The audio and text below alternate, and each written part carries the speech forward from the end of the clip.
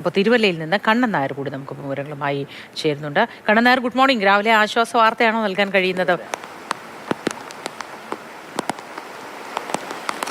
MC റോഡിൽ നിന്ന് ചെറിയ രീതിയിലുള്ള ആശ്വാസ വാർത്ത നൽകാൻ സാധിക്കും. പക്ഷേ ഞാനിപ്പോൾ ഉള്ളത് ആലപ്പുഴ തിരുവല്ല റോഡിലാണ്. അതായത് അമ്പലപ്പുഴയിൽ നിന്ന് തിരുവല്ലയിലേക്ക് വരുന്ന സംസ്ഥാന പാതയിലാണുള്ളത്. അവിടുത്തെ ഒരു അവസ്ഥ കണ്ടില്ല. എൻ്റെ മുട്ടറ്റം വെള്ളം ആ റോഡിൽ തന്നെ ഉണ്ട്. വീടുകളിലൊക്കെ തന്നെ ഏതാണ്ട് അകത്തേക്ക് വെള്ളം കയറിയ അവസ്ഥയാണ്. അത് 3-4 ദിവസമായി ഇവിടുത്തെ അവസ്ഥ ഇത് തന്നെയാണ്. ഇവിടെ നിന്ന് നേരെ ചക്കുളം, കലവടി, എടത്തുവ തുടങ്ങിയ സ്ഥലങ്ങളിലേക്കൊക്കെ തന്നെ പോകുന്ന സ്ഥലങ്ങളാണ്. മുട്ടാറ തുടങ്ങിയ സ്ഥലങ്ങളിലൊക്കെ തന്നെ ഏതാണ്ട് കഴുത്തറ്റം വെള്ളം ഉണ്ടെന്നുള്ളതാണ് അവിടുത്തെ പ്രദേശവാസികളൊക്കെ തന്നെ പറയുന്നത്. ഈ കുറച്ച് വെള്ളം ഇന്ന് ഇറങ്ങിയിട്ടുണ്ട്. പക്ഷേ ആ സ്ഥലത്തൊക്കെ തന്നെ അത് അറിഞ്ഞുകൊണ്ട് പല സംസ്ഥാന പാതയാണ്, പല വാഹന യാത്രക്കാർ ഇവിടേക്ക് എത്തുന്നു. വലിയ ലോറികൾ, കാറുകളൊക്കെ തന്നെ എത്തുന്നു. തിരിച്ചു പോകേണ്ട അവസ്ഥയാണ്. ഒരു കാരണവശാലും അമ്പലപ്പുഴ തിരുവല്ല റോഡിലൂടെ ഒരു കാരണവശാലും വാഹനം ഓടിക്കാൻ പറ്റാത്ത സാഹചര്യമാണ്. പ്രദേശവാസിയായിട്ടുള്ള സന്തോഷേട്ടനുണ്ട്. സന്തോഷേട്ടാ, രാവിലെ എങ്ങോട്ടാ? രാവിലെ പാല് മേടിക്കാൻ. വീട്ടിൽ ആരൊക്കെയുണ്ട്? വീട്ടിൽ ഭാര്യ, ചേട്ടത്തി. അവിടുത്തെ അവസ്ഥ എന്താ? അവിടെ പരിക്കാത്ത അരയറ്റം വെള്ളമുണ്ട്.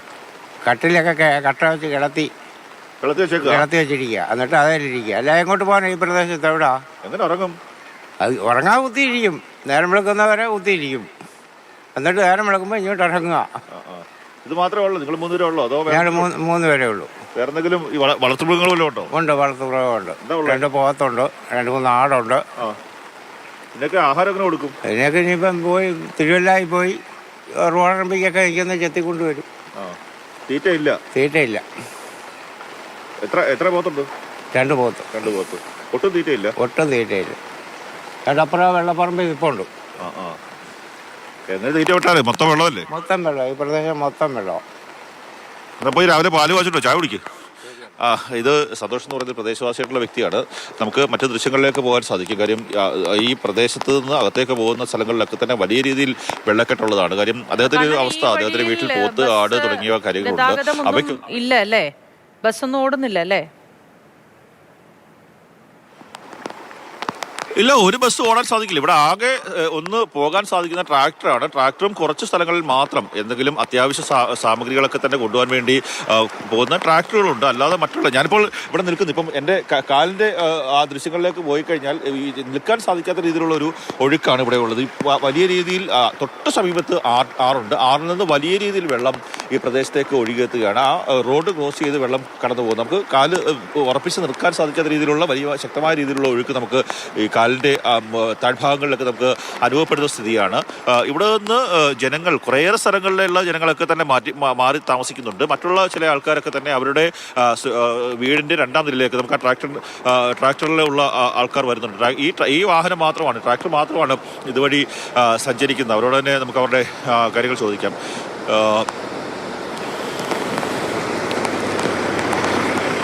എന്താണ് അവിടുത്തെ അവസ്ഥ? എന്താ ഉൾപ്രദേശത്തെ അവസ്ഥ? എന്താ ഈ റോഡ് പണിഞ്ഞ ആ കാലയളവ് മുതൽ ഇന്ന് വരെ ഈ വെള്ളം ഒരു 1/2 കിലോമീറ്റർ ഒരു മുട്ടിന് മേളിൽ വെള്ളമുണ്ട്. ഇത് ഭരണസമിതി ഇടപെട്ട് കഴിഞ്ഞാൽ തീരാ പ്രശ്നമുള്ളൂ. ഈ റോഡ് മാത്രം ഒരു മീറ്റർ ഒരടി കളത്തിയാൽ പോലും സുഹൃത്ത് ബസ്സോട്ട് സർവീസ് നടത്താൻ പറ്റും. എല്ലാം ഉണ്ട്. അവിടെ എല്ലാം ക്യാമ്പുണ്ട്. അങ്ങോട്ട് മൊത്തം വെള്ളം തീർത്ത് ഉള്ളിടെ എല്ലാം നടത്തും വെള്ളമാണ്.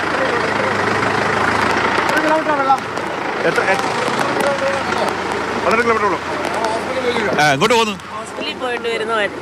ഹോസ്പിറ്റലിൽ പോയിട്ട് വന്നാ. പനിയായിരുന്നു. ഇന്നലെ ഹോസ്പിറ്റലിൽ പോയതാ രാത്രിയില്. കുറച്ച് വീട്ടിലെല്ലാം വെള്ളവാ.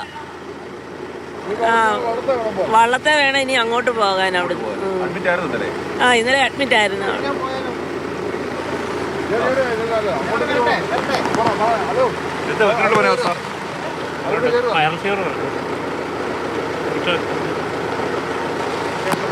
ഇത് തന്നെയാണ് അവസ്ഥ. കാര്യം ആശുപത്രിയിലൊക്കെ തന്നെ പോയിട്ട് രാത്രി സമയങ്ങളിലൊക്കെ തന്നെ ആശുപത്രിയിൽ കഴിച്ച ശേഷം തിരികെ വരുന്ന ആൾക്കാരാണ്. ഇവിടെ നിന്ന് ട്രാക്ടറിൽ പോകുന്നു. അതിനുശേഷം വള്ളത്തിലാണ് അവരുടെ സ്ഥലങ്ങളിലേക്കൊക്കെ തന്നെ പോകുന്നത്. ഇതാണ് ഈ കുട്ടനാട്, അപ്പർ കുട്ടനാട് മേഖലയിലെ ഒരു അവസ്ഥയാണ് നമ്മൾ കാണുന്നത്. മോത്തി, ഓരോ ആൾക്കാരും അവർക്ക് എങ്ങനെയെങ്കിലും വീട് പറ്റാൻ വേണ്ടി, അല്ലെങ്കിൽ ഒരു അസുഖം വന്നു കഴിഞ്ഞാൽ അവർക്ക് മറ്റുള്ള സ്ഥലങ്ങളിലേക്ക് പോകാൻ, അല്ലെങ്കിൽ ആശുപത്രിയിലേക്ക് പോകാൻ സാധിക്കാത്ത സ്ഥിതിയിലേക്കുള്ള അവസ്ഥയാണ്. പല നീരൊഴുക്കുള്ള മേഖലകളിലെ വീടുകളിൽ മുകൾ നിലയിലും മറ്റും കയറി ഇരുന്ന് ഇപ്പോഴും അവിടെ തന്നെ തുടരുന്നവരുണ്ട്. ഇവർക്കുള്ള ഭക്ഷണം, മരുന്ന് തുടങ്ങിയ സാധനങ്ങൾ അതൊക്കെ എത്തിക്കുന്നതിനുള്ള ഏകോപനം കൃത്യമായി നടക്കുന്നുണ്ടോ?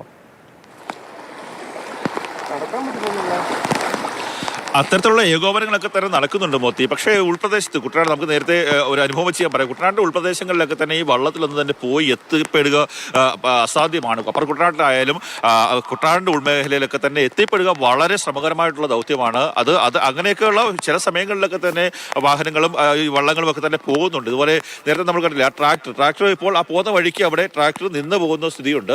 അത് പതുക്കെ ഒരു വിധത്തിൽ ഓടിച്ച് മുന്നോട്ട് പോവുകയാണ്. ഈ അല്പം കൂടി അങ്ങോട്ട് പോയി ചക്കുളത്ത് ക്ഷേത്രത്തിന് സമീപം ഉള്ള പ്രദേശം. ആ പ്രദേശത്തേക്ക് പോയി കഴിഞ്ഞാൽ ഏതാണ്ട് കഴുത്തറ്റം വെള്ളമുണ്ട് എന്നുള്ളതാണ് അവിടുത്തെ ഒരു അവസ്ഥ.